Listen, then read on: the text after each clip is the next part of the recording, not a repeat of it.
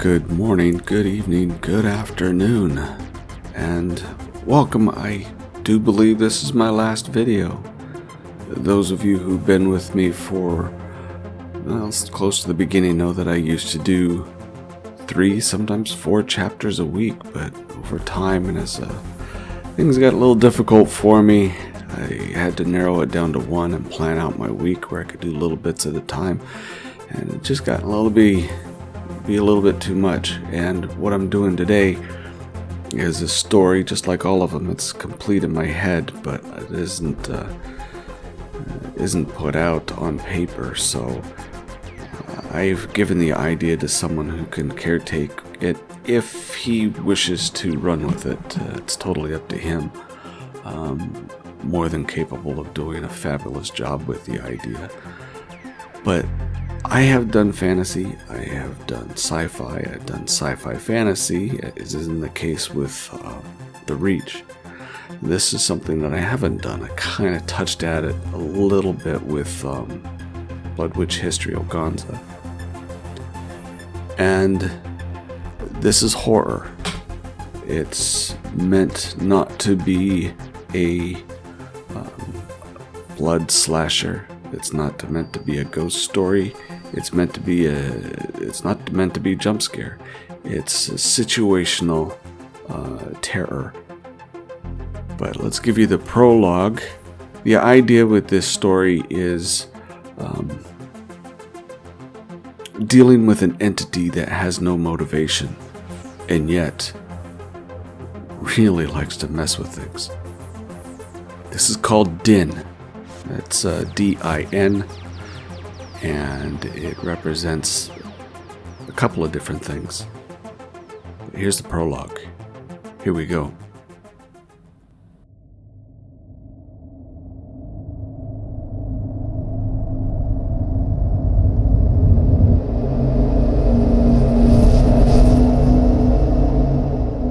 He saw the blood coming from his knuckles on his right hand swelling out from under old dirt and grease. Spending his Saturday morning working on his 1955 Ford Thunderbird was a hobby that he enjoyed even with bloodied knuckles and sore arms from wrenching, lifting, and replacing parts of the vintage car. After his retirement from the Army, his father had given him the car to help him occupy his time until he found new employment. Ron Langstrom found work right away with an old high school friend of his in a restoration shop. But for Ron, restoring the old Ford became a little more than just something to keep him busy.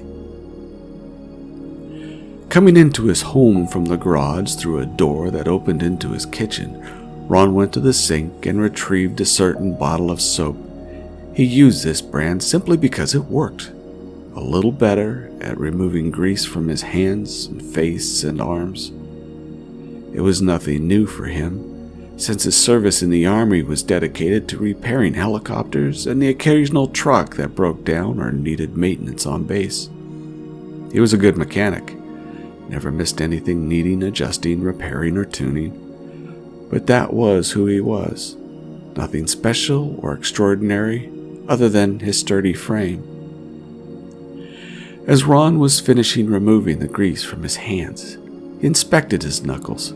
There was no pain, just a tear about 5 millimeters long and a little more deep than usual. He had a lot of such wounds that had become scars on the front and back of his hands and forearm. He even had one on his cheek below his left eye, where a piece of steel had broken off from a bolt under the stress of an impact hammer. Almost all of the scars had faded and been forgotten about. While looking at his knuckle, debating in his mind if he needed to put a butterfly bandage on it, he saw his wife Sarah staring intently at the television as she sat at the breakfast table. "What happened?"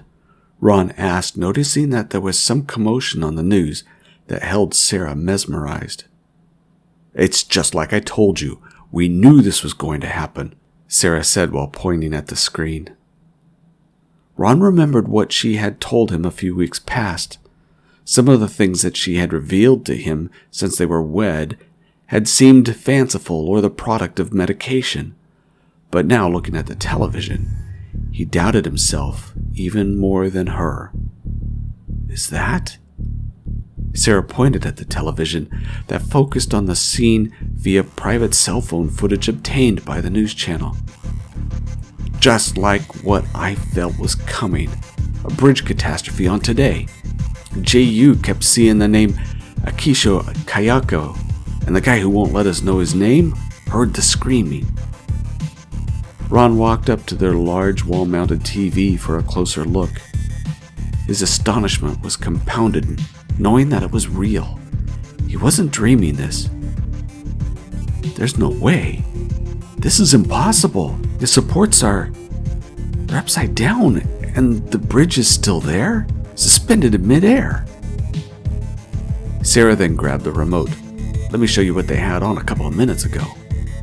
A few seconds of rewinding the footage followed when she found what she wanted Ron to see. This, look, explain this.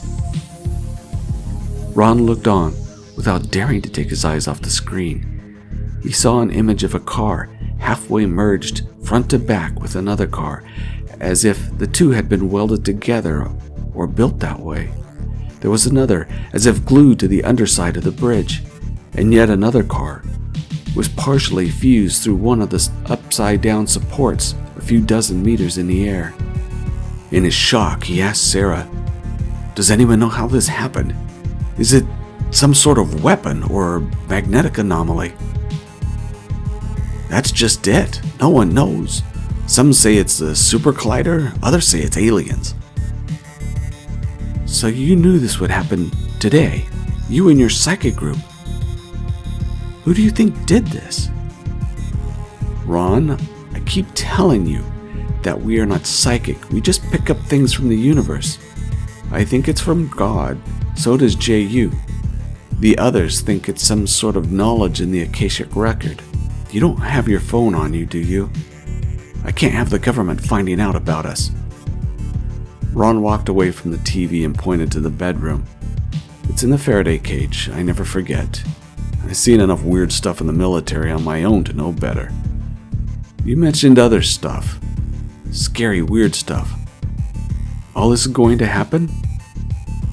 Sarah shook her head and sighed. "I don't know. I certainly hope not. All we know is that it is just the beginning." "The beginning of what?" asked Ron. Lowering her head, Sarah replied, "Bad things. Very bad things." That's it, folks. Have a good one.